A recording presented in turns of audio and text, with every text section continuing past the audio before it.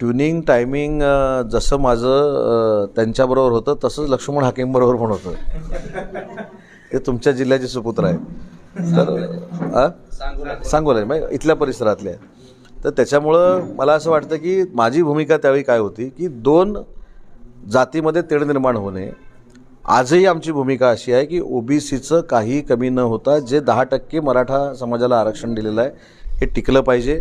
मराठवाड्यातल्या कुणबी नोंदी ज्या आहेत ज्या निजामकालीन आहेत त्यांना सर्टिफिकेट मिळालं पाहिजे. शिंदे समितीची मुदतवाढ जी करायची आहे ती देखील मुख्यमंत्री महोदयांनी करतो म्हणून सांगितलेली आहे.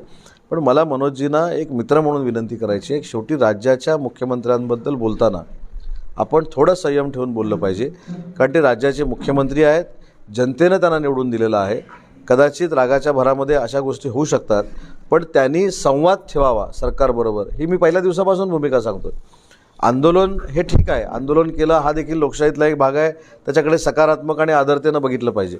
पण तुम्ही डायलॉग पण केला पाहिजे ना, डायलॉग केला पाहिजे. काही गोष्टीबद्दल गैरसमज करून घेऊन जे काय बोललं जातं किंवा अजून कोण जे काय सांगतात त्यांच्यावर विश्वास न ठेवता डायरेक्ट सरकारशी बोललं पाहिजे.